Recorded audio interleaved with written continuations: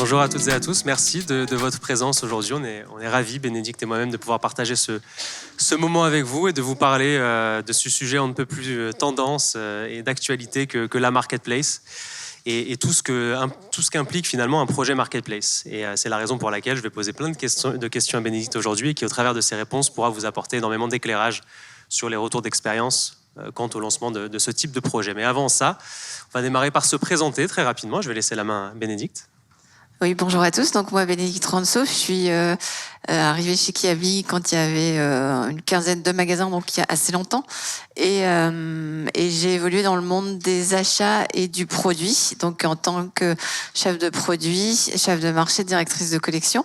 Ensuite, j'ai développé l'offre ExcluWeb et depuis un peu près de 2 ans, je suis sur ce projet de la marketplace. Merci. Et donc Alexis Amar, je suis Head of Sales France, Belgique, Luxembourg pour MangoPay, arrivé il y a un peu plus de 7 ans. Donc moi-même, quand je suis arrivé, on était une petite trentaine de collaborateurs, aujourd'hui un peu plus de 300. Donc pareil, l'occasion de constater l'évolution du segment marketplace, puisque pour le coup, MangoPay est spécialiste du paiement marketplace et non pas généraliste. Donc on ne s'occupe absolument pas du e-commerce, mais exclusivement de la marketplace.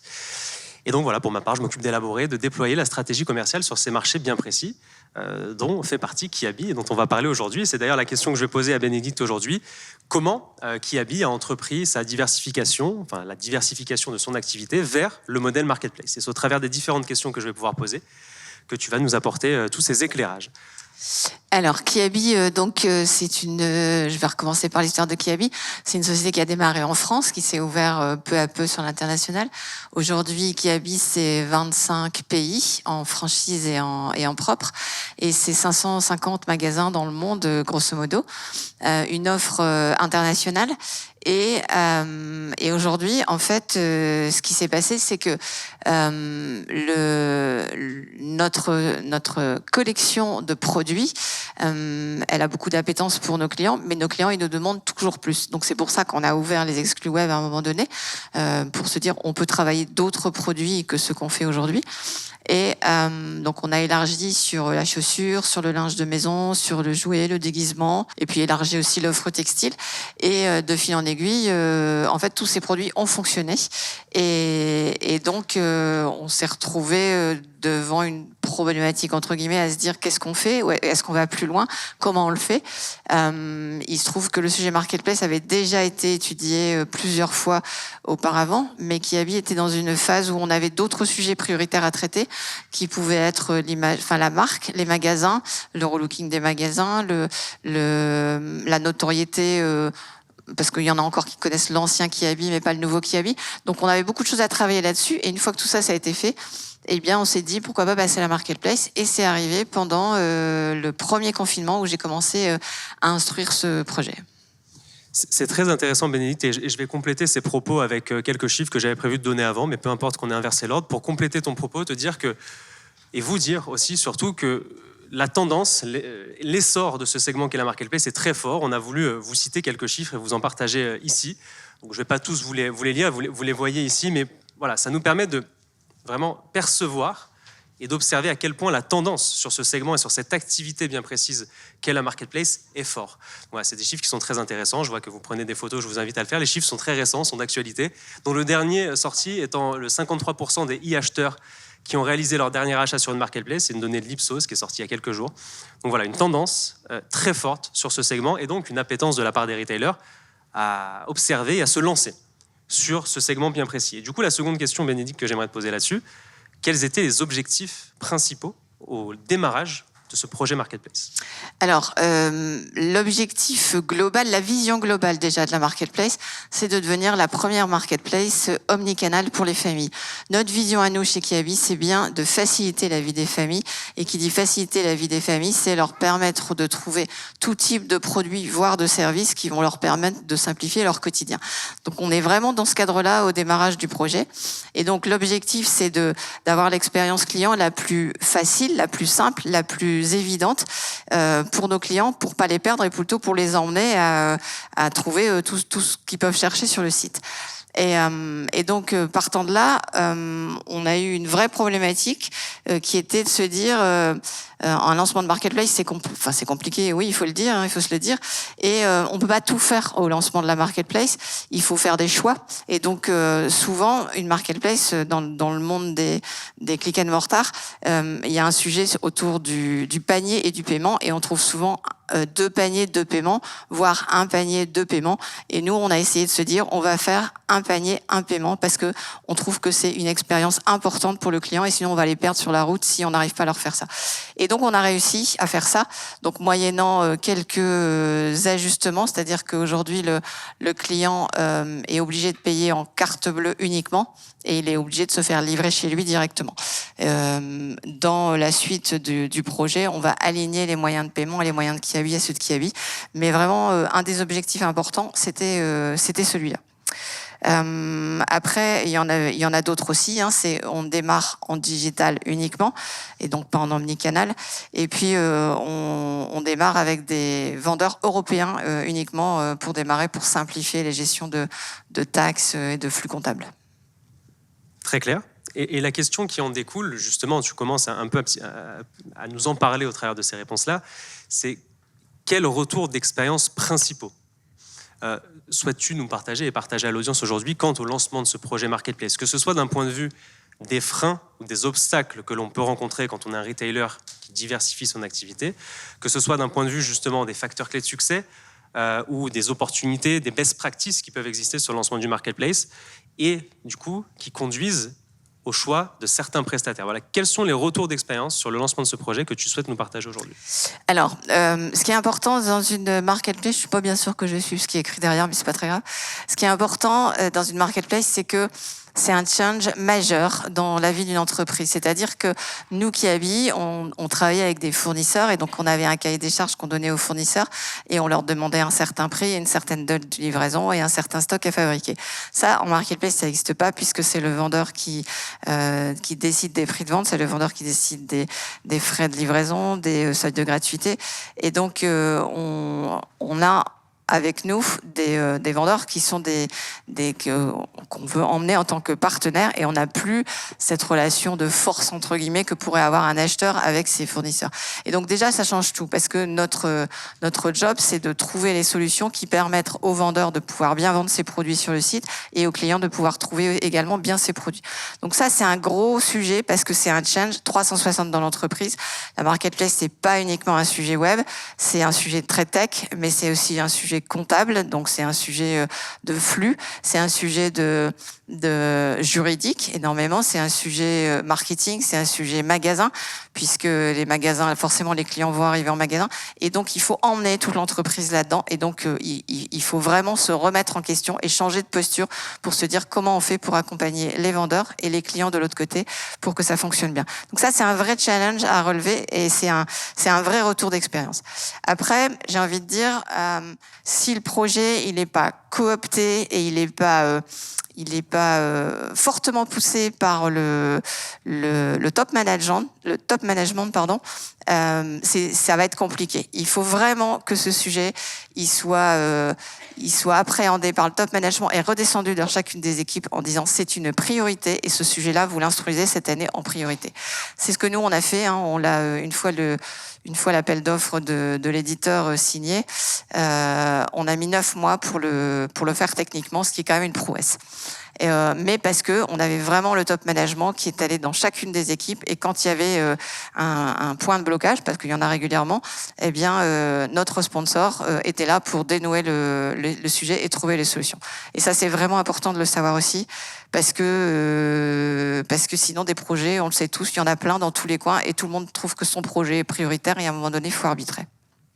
Donc embarquer les équipes. Alors on a un sujet autour des collections, puisque les collections, quand elles voient arriver la marketplace, elles se disent ouh là, ils viennent sur mon territoire, au secours, on va se cannibaliser. La marketplace n'entraîne pas de cannibalisation, pour la simple raison que c'est un cercle vertueux. C'est plus il y a d'offres, plus il y a de trafic, plus il y a de trafic, plus il y a de ventes, plus il y a de ventes, plus il y a de vendeurs, et plus il y a de vendeurs, plus il y a d'offres. Et en fait, tout ça, ça tourne. Et donc, en final, les produits ne peuvent pas se cannibaliser parce qu'en fait, on va élargir le gâteau. Donc chacun va s'y retrouver. Et encore plus chez nous, Kiabi, parce qu'on fabrique 98 ou 99% de nos produits. Donc cela ne se retrouve pas en compétition sur la marketplace. Et comme on a des produits qui sont a priori sur des prix assez bas sur le marché, en fait les vendeurs qui vont nous accompagner vont être complémentaires à nos offres. Ils vont répondre à la segmentation qu'on demande par rapport à ce qu'on a envie de construire comme projet, dans le respect de l'ADN Kiabi. Et donc tout ça, ça va être complémentaire pour voilà le client qui va acheter du produit Kiabi va découvrir des produits marketplace, et le client qui vient parce que il a été attiré par un produit marketplace, parce qu'ils savent pas forcément, les clients qui achètent la marketplace, et ben il va se dire il y a plein de produits Kiabi, je connaissais pas, je ne vais pas sur cette enseigne, et donc il y arrive. Et nous, notre particularité, c'est que on est numéro 1 sur le marché de l'enfant bébé, et particulièrement sur le marché du bébé, où on représente 11% de part de marché sur la France. Ce qui est une très belle performance. Et donc, une des clés d'entrée pour accompagner nos familles, c'est de leur proposer tout l'équipement pour le bébé, donc pour la promenade, le bain, le repas, etc. Et donc, on a une appétence naturelle à faire venir ce genre de produits sur notre site pour aider nos clients. Je me suis peut-être égarée sur la route, mais... Non, pas du tout. De toute façon, c'est très intéressant. Donc, peu importe que tu sois égaré, ça a intéressé l'audience et c'est le plus important. Et il y a une dernière partie de la question, Bénédicte, qui va nous intéresser aussi, sur laquelle du coup je pourrais rebondir, c'est qu'est-ce qui a amené le choix de certains prestataires dans le cadre de ce projet Marketplace, que ce soit l'éditeur, que ce soit le prestataire de paiement. Voilà, qu'est-ce qui a justifié le choix de ces prestataires-là? Alors pour nous, c'était hyper important d'avoir des prestataires qui allaient nous accompagner, qui soient solides, très solides techniquement, pour la simple raison que c'est que notre projet, il est très ambitieux, et donc on avait besoin de partenaires qui soient également très solides et ambitieux. Donc on a signé avec Miracle et on a signé avec Mangopay. Et donc ça, c'est la première raison. Alors la partie Mangopay, c'est parce que nous, on a un pay-in qui est une autre solution. Donc il fallait connecter le pay-out avec quelqu'un qui sache faire les connecteurs. On a des comptes séquestres à gérer qui sont la partie client, la partie remboursement et la partie commission. Et donc ça, c'est des flux, c'est technique hein, à ce niveau-là. C'était quand même un grand big bang chez nous, donc on a fait. Et donc il fallait vraiment qu'on ait un partenaire qui soit solide et qui puisse nous accompagner par rapport à ça. On a fait un appel d'offres, on a écrit tous nos besoins, et c'est Mangopay qui a gagné l'appel d'offres. Félicitations à Mangopay. Et pour compléter du coup ce propos, donc déjà merci pour tes retours, Bénédicte, qui sont non seulement intéressants mais aussi positifs, donc que je prends avec plaisir. Pour le coup, ce que j'aimerais ajouter au démarrage de ce projet-là, vous avez identifié Mangopay en effet assez rapidement comme étant le pionnier, la référence du paiement sur les marketplaces, puisque c'est vrai que nous on est implanté depuis 2013, qu'on est aujourd'hui sur le marché le seul spécialiste du paiement marketplace, là où tous nos confrères ou concurrents sont des généralistes qui traitent à la fois du flux e-commerce et du flux marketplace. Mangopay est le seul spécialiste sur le marché européen de faire que de la marketplace. Donc c'est ce qui vous a finalement orienté assez naturellement, pas que vers nous, mais vers nous en partie. Et ça vous permettait finalement, cette expertise Mangopay, d'en bénéficier, de tous nos retours d'expérience que l'on avait pu connaître, de tous les obstacles qu'on avait pu observer au travers des projets qu'on avait accompagnés, mais aussi de tous les facteurs clés de succès qui pouvaient entrer en ligne de compte pour la réussite d'un projet marketplace. Et donc très concrètement, ça s'est traduit comment, cette expertise et cette mise à disposition de cette même expertise auprès de Kiabi? D'abord, on vous a mis à disposition l'offre dont tu parlais très rapidement, qu'on appelle extension de paiement marketplace ou payout only, peu importe comment on l'appelle, mais en fait, elle permet une totale mise en conformité de l'activité marketplace sans avoir à débrancher, si je puis dire, tout ce qui existe sur la partie pay-in. C'est-à-dire que si vous avez déjà une activité en ligne, ce qui était le cas de Kiabi en tant que e-commerçant, et que vous ne voulez pas toucher ce qui existe sur l'intégration, sur les moyens de paiement en place avec ce PSP, vous pouvez tout à fait apposer la brique Mangopay par-dessus ce PSP. Ce qui, d'un point de vue de l'intégration, facilite, fluidifie et rend plus rapide la mise en place de ce projet. Donc ça, c'est l'aspect purement facilitation de l'intégration et surtout de la diversification de l'activité. Et il y a un second aspect, c'est qu'on vous permettait, grâce à cette offre qu'on appelle extension de paiement marketplace, vous permettait de conserver les conditions historiques de partenariat en place avec ce PSP, ce qui est un avantage non négligeable quand on est client depuis aussi longtemps que vous l'êtes, et donc de simplement y ajouter là aussi une surcouche avec la tarification MangoPay. Donc ces deux aspects, que ce soit technique ou tarifaire, sont un réel avantage de cette offre et c'est ce qu'on vous a mis à disposition tout de suite d'un côté. De l'autre côté, c'est aussi la mise à disposition du support, de l'accompagnement MangoPay qui est là aussi assez unique sur le marché, puisqu'encore une fois, si je fais le lien avec le fait qu'on soit spécialisé uniquement sur la marketplace, par définition, notre scope est plus restreint que celui de nos concurrents. Et donc, on va avoir, je dirais, plus d'énergie, plus de ressources à dédier à l'accompagnement de nos clients. Et on pourrait prendre des tas d'exemples de clients MangoPay existants que l'on a accompagnés depuis leur création, quand il y avait une petite dizaine de milliers d'euros de flux jusqu'à des milliards pour certains de nos clients. C'est ce qu'on a voulu mettre en place dès le départ avec Kiabi, donc construire les workflows ensemble, donc se dire voilà, de quoi vous avez besoin sur cette marketplace d'un point de vue de l'expérience utilisateur, des process internes, et donc les construire avec vous. On vous a dédié un point de contact unique, donc c'est aussi ça la force de l'accompagnement MangoPay, c'est un point de contact dédié et un accompagnement personnalisé avec un point de contact qui fait le lien entre les équipes côté marketplace et les équipes d'experts en interne côté MangoPay. Donc s'il y a un deuxième aspect que j'aimerais mettre en avant aussi et qui a favorisé notre partenariat, c'est aussi cette notion d'accompagnement unique qu'on arrive à faire percevoir dès les premiers échanges, dès les premiers ateliers techniques qui ont lieu avant même un quelconque engagement. Ça aussi, c'est un point qui est très important. Et pour terminer là-dessus, une info que je voulais vous partager aussi, c'est... Je vais changer de slide, pardon. Donc ça, c'est la fameuse offre dont je vous ai parlé, donc la possibilité de découper, si je puis dire, les briques, pay-in, cantonnement, pay-out. Donc là, comme vous l'avez compris sur Kiabi, le pay-in est resté en gestion côté Kiabi. Nous sommes intervenus en surcouche de cette intégration-là. Et c'est aussi, comme vous le voyez en bas de slide, je dirais le partenariat MangoPay Kiabi, une preuve, une nouvelle, que l'association Miracle MangoPay, vous voyez, je ne travaille pas chez Miracle, mais je vais faire leur promo quand même. L'association Miracle MangoPay, c'est quand même un gage de réussite. On a aujourd'hui plus de 25 références communes sur le marché, qui n'est pas rien. Kiabi en fait partie. On est ce qu'on appelle Preferred Partner de Miracle, donc on a un connecteur certifié par les équipes Miracle. Le connecteur sert à aller chercher les informations dans le back-office de la marketplace pour déclencher les bons flux financiers de manière automatique vers les vendeurs. Donc typiquement, le connecteur permet d'automatiser l'enregistrement et le paiement des vendeurs. Donc voilà, la dernière info que je souhaitais vous partager, c'est que l'association MangoPay Miracle paraît assez unique et incontournable aujourd'hui dans le cadre de la réussite d'un lancement marketplace. Et ça, c'était important de le souligner. Je vais te poser une autre question, Bénédicte. Comment, justement, tu en as parlé très rapidement, vous travaillez aujourd'hui vos gammes, si je puis dire, entre les produits en propre, Kiabi, et les produits marketplace. Comment c'est géré chez vous ? Alors, moi, d'abord, je vous l'ai dit, je fais beaucoup de pédagogie auprès de toute l'entreprise, mais en particulier auprès des collections, auprès du top management et comme jusqu'à l'assistante, parce que c'est important que le projet il soit emmené par toutes les équipes et que les équipes ne se disent pas non, mais ça c'est le web, il faut leur marketplace, c'est un projet d'entreprise et donc c'est important que ça se passe comme ça. Et donc je les ai rencontrés, je leur ai expliqué comment ça fonctionnait.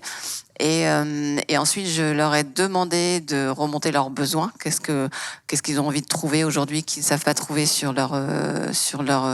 leurs fournisseurs. Et puis, au milieu de tout ça, on a toujours notre vision qui est toujours transverse au travers de tout ça. Et donc, eux, ils me redescendent les produits qu'ils ont envie de trouver. Et moi, je vais aller sourcer ces produits-là, plus bien d'autres, bien évidemment.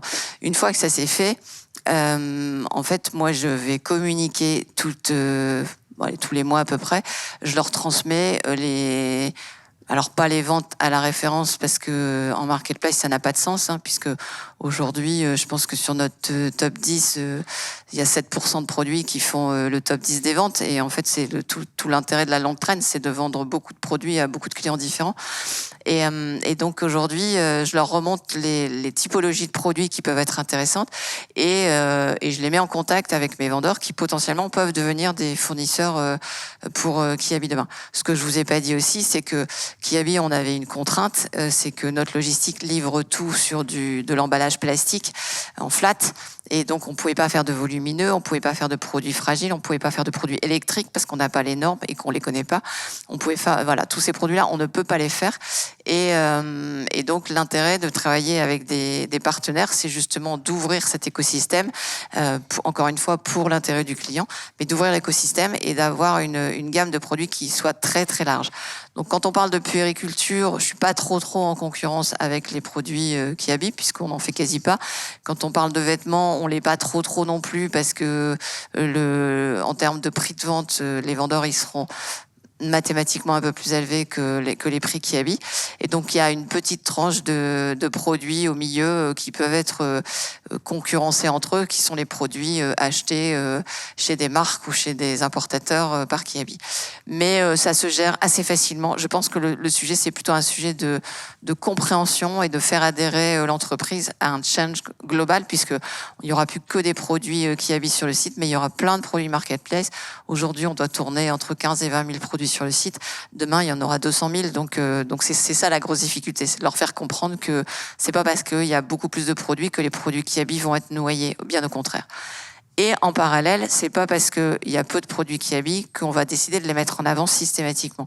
D'abord parce que je trouve que c'est pas très fair, entre guillemets, et qu'il faut que chacun puisse remonter dans les fiches produits, dans la buy box. Et ensuite parce que de toute façon, il y a une loi qui est en train de sortir qui va interdire de prioriser le retailer sur les fiches produits. Donc tout ça, ça va se régler naturellement, mais il faut un peu de temps, il faut un peu d'expérience, il faut un peu de maturité, il faut beaucoup de discussions, beaucoup de dialogue, et puis échanger des datas. Je pense que c'est important aussi d'échanger des datas. Et ensuite, la dernière chose, c'est que on a une complémentarité entre les produits 1P, donc les produits Kiabi, et les produits marketplace, parce que en fait, on a une vision qui est très tournée vers le RSE. Et aujourd'hui, Kiabi, il y a 70% des basiques qui sont éco-conçus. Et demain, il y aura, je ne sais plus, la moitié des jeans qui vont être aussi éco-conçus.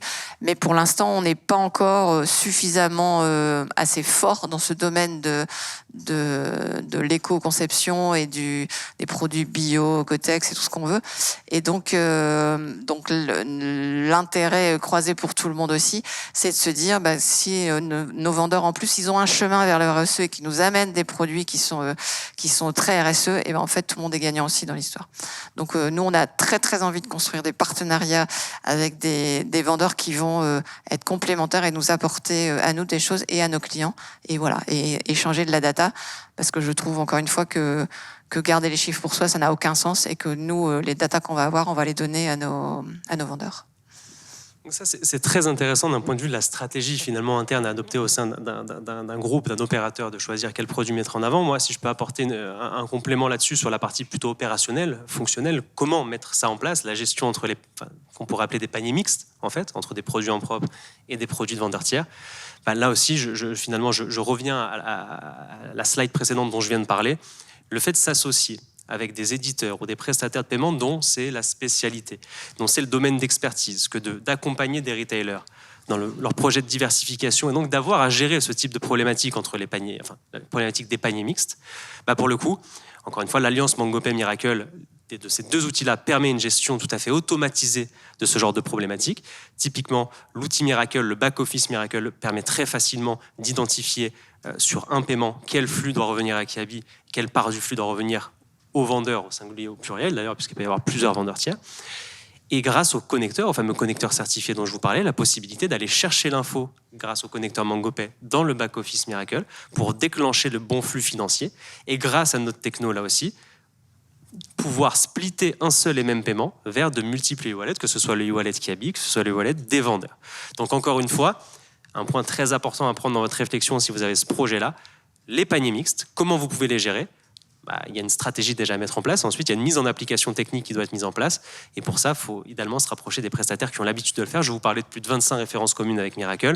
Il n'y en a pas une parmi ces 25 références qui n'a pas ce sujet, cette problématique des paniers mixtes. Donc pour le coup, on sait la gérer et on sait l'adresser. L'autre question, Bénédicte, un peu en ouverture, que je souhaitais te poser. Qu'est-ce que Kiabi aujourd'hui, finalement? Et la deuxième partie de la question, quels sont vos futurs challenges sur cette marketplace? Alors, ça c'est assez simple parce qu'on est dedans tous les jours. Notre premier challenge, c'est d'abord d'avoir un MVP niveau 0, puisque aujourd'hui on est en solution dégradée en paiement et en livraison. On est France et on est digital. Et même avec tout ça, il nous manque encore beaucoup de choses. En termes de ranking, aujourd'hui, on n'est pas bon puisque les produits ne remontent pas facilement. On n'a pas la buy box, elle n'est pas encore installée. Elle va l'être logiquement d'ici la fin de l'année, au tout début d'année prochaine. On a du travail à faire aussi sur tous les flux du SEA. Donc, on a encore pas mal de sujets un peu tech à régler pour avoir un MVP stable et une plateforme stable. Une fois que tout ça se sera fait, et on le fait d'ailleurs en parallèle, on étudie la partie omnicanal, puisque c'est vraiment la finalité de notre objectif, c'est que le client puisse aller récupérer ses colis chez Kiabi ou chez lui, enfin comme il veut, ou dans un point relais. Mais notre intérêt, qui est aussi un intérêt RSE, c'est de dire à nos vendeurs, eh bien, plutôt que de livrer tous les jours vos X colis chez X clients différents, eh bien, nous, ce qu'on vous propose, c'est de faire un master colis, de le livrer dans nos entrepôts, ce qui va vous baisser considérablement vos frais de livraison et ce qui pourra permettre au client de lui faire baisser ses frais de livraison en parallèle. Et nous, on va se charger de l'approvisionnement de ces colis-là avec notre logistique et notre transporteur directement dans les magasins Kiabi.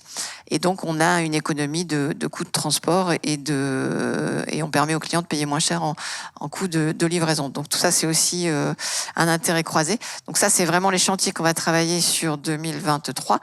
Et puis, le deuxième chantier, c'est l'international, puisqu'on devrait logiquement ouvrir l'Espagne en fin 2023. Et puis, l'année d'après, l'Italie, ensuite la Belgique, le Portugal et les Pays-Bas. Voilà, nos pays socles pour le moment. Très clair. Et là aussi, je me permets d'ajouter en complément de cette réponse, Bénédicte, que lors du choix du prestataire de paiement qui va vous accompagner, il faut s'assurer qu'il pourra vous accompagner dans cette vision long terme. Tant d'un point de vue des fonctionnalités et des nouveaux développements que vous voudrez apporter sur la plateforme, que de l'expansion internationale.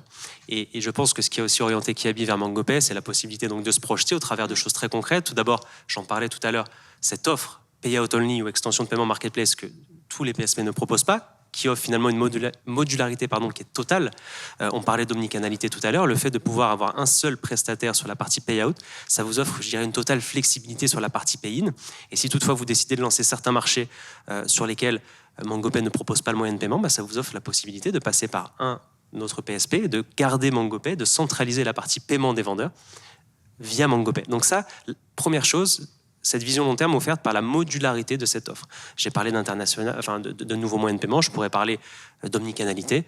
Voilà, tout type de projet qui vous permet qui nécessite cette modularité. Ça, c'est le premier point. Et le second point qui vous a, je pense, orienté dans cette vision long terme à choisir MangoPay, c'est les offres et les fonctionnalités en place. On parle de choses très concrètes comme l'instant payment, la possibilité de payer ses vendeurs de manière instantanée, en quelques secondes, et ne pas attendre les 48-72 heures que vous connaissez tous. Le fait de générer des IBAN uniques, ce qu'on appelle l'IBANisation, donc la possibilité de créer des IBAN virtuels uniques et de les rattacher à un wallet, c'est-à-dire que l'utilisateur il peut avoir son IBAN qui sera toujours le même sur la plateforme Kiabi. Je ne sais pas si vous utilisez cette fonctionnalité, je ne crois pas d'ailleurs, mais qu'importe, ce qui est sûr, c'est qu'elle existe, et que d'autres que Kiabi peuvent aussi en profiter. Et voilà, pour le coup, c'est des fonctionnalités très concrètes comme celle-ci qui sont importantes dans le fait de pouvoir se projeter sur l'évolution de l'expérience utilisateur et du parcours de paiement de manière générale. Voilà ce que je voulais ajouter. C'est terminé pour les questions. On va faire une petite conclusion. Bénédicte, peut-être que tu voulais démarrer par une petite conclusion. Déjà, je vais vous dire merci de nous avoir écoutés. J'ose espérer que vous avez appris des choses et que vous avez été aussi bien rassurés par l'expérience MangoPay. Je vous confirme tout ce que dit Alex. Et si tant est qu'il y ait des vendeurs dans la salle, j'espère que vous avez compris ce que j'ai essayé de vous exprimer, notre projet, nos envies, notre partenariat, notre chemin RSE qui va devenir majeur pour nous. Et puis, j'espère que vous aurez envie de venir nous rejoindre. Merci, j'espère aussi. Et pour ma part, déjà te remercier parce que c'est vrai que ton témoignage aujourd'hui, il vaut toutes les opérations marketing ou tous les pitch sales du monde. Parce que quand on a un marchand de la stature de Kiabi qui vient témoigner et raconter de manière très concrète ses retours d'expérience, sa satisfaction, ici c'est le cas, on va faire en sorte que ça dure. Mais c'est ce qui est le plus important pour nous. Et donc pour ça, je te remercie. Je vais inviter tous les potentiels détenteurs de projets marketplace à me contacter si toutefois vous avez des questions. Je vous affiche mes coordonnées ici. N'hésitez surtout pas. On a un stand également, le E061. Donc si vous avez la moindre question quant à un projet marketplace, n'hésitez surtout pas à venir nous voir. Je sais que dans la salle, certains l'ont déjà fait. Pour les autres, voilà, on est encore là aujourd'hui et demain, donc n'hésitez pas. Merci beaucoup et peut-être à très vite du coup. Merci. Merci à vous.